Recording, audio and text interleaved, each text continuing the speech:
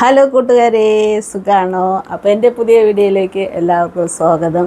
ഞാനിന്ന് സേമിയയും കൊണ്ടൊരു 4 മണി പലഹാരം ഉണ്ടാക്കാൻ പോവാണ്. നമ്മുടെ കൊച്ചു പിള്ളേർ സ്കൂൾ വിട്ട് വരുമ്പോഴത്തേക്ക് വേഗത്തിൽ ഉണ്ടാക്കാൻ പറ്റുന്ന, അമ്മമാർക്കൊക്കെ ഈസി ആയിട്ട് ഉണ്ടാക്കാൻ പറ്റുന്നൊരു പലഹാരമാണ്.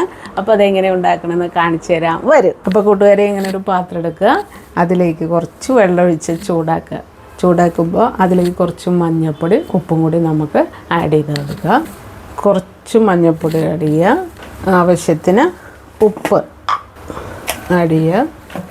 ഇതൊന്ന് തിളച്ച് വന്നിട്ട് നമ്മൾ എടുത്തു വെച്ചിരിക്കുന്ന സേമിയ അതിലേക്ക് ഒന്ന് ഇട്ട് കൊടുക്കുക. നന്നായി തിളച്ച് വന്നിട്ടുണ്ട്. 1.5 ഗ്ലാസ് സേമിയാണ് എടുത്തത്, അത് നമുക്കിതിലേക്ക് ആഡ് ചെയ്യാം. അതൊരു 80% വെന്ത് വരുന്നവരെ നമുക്കൊന്ന് വെയിറ്റ് ചെയ്യാം. അപ്പം നമ്മുടെ സേമിയ 80% വെന്തിട്ടുണ്ട്. അതൊരു സ്റ്റീമറിലേക്ക് ഒഴിച്ചു കൊടുക്കുക. ഒഴിച്ചു കൊടുത്തതിന് ശേഷം നമുക്കിതിലേക്ക് കുറച്ച് തണുത്ത വെള്ളം ആഡ് ചെയ്യാം. അതെന്തിനാണെന്ന് വെച്ച് കഴിഞ്ഞാൽ ഒട്ടിപ്പിടിക്കാതിരിക്കാൻ വേണ്ടിയിട്ടാണ്. അപ്പോൾ ചട്ടി അടുപ്പത്ത് വെച്ചു, നന്നായി ചൂടായി വന്നിട്ടുണ്ട്. അതിലേക്ക് 2 ടേബിൾ സ്പൂണ് വെളിച്ചെണ്ണ ഒഴിച്ചു കൊടുക്കുകയാണ്. 1 സ്പൂണ് കടുക് ഇട്ട് കൊടുക്കുക. കടുക് നന്നായി പൊട്ടി വന്നിട്ടുണ്ട്. അതിലേക്ക് 1/2 സ്പൂണ് ഉഴുന്ന് പരിപ്പിട്ട് കൊടുക്കുക. 1/2 സ്പൂൺ കടലപ്പരിപ്പ് ഇട്ട് കൊടുക്കുക.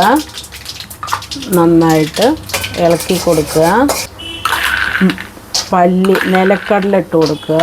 അപ്പം നമ്മുടെ നിലക്കടല നന്നായി മൂത്ത് വന്നിട്ടുണ്ട്. അതിലേക്ക് വറ്റൽമുളക് ഇട്ട് കൊടുക്കുക. പച്ചമുളക് ചെറുതാക്കി അരിഞ്ഞത് ഇട്ട് കൊടുക്കുക.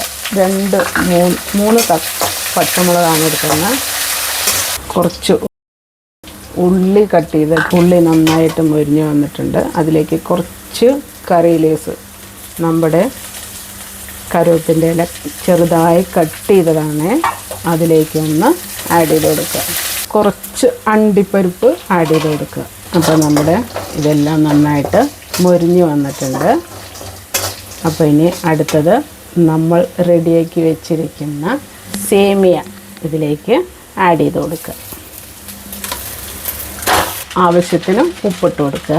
അപ്പം നന്നായിട്ട് ഇളക്കി കൊടുത്തിട്ടുണ്ട്.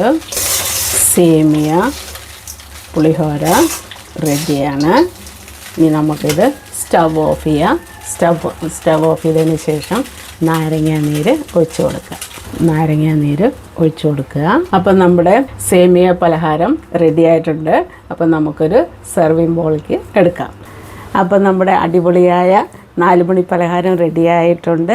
അപ്പോൾ ഇത് കണ്ട് ഇഷ്ടപ്പെട്ടവരെല്ലാം ലൈക്ക്, ഷെയർ, കമൻ്റ് ഒക്കെ ചെയ്യണം. അതുകൂടാതെ തന്നെ ഒന്ന് സബ്സ്ക്രൈബും കൂടി ചെയ്യണം കേട്ടോ. അപ്പോൾ അടുത്ത വീഡിയോയുമായി വരുന്നവരെ tata, bye bye, see U.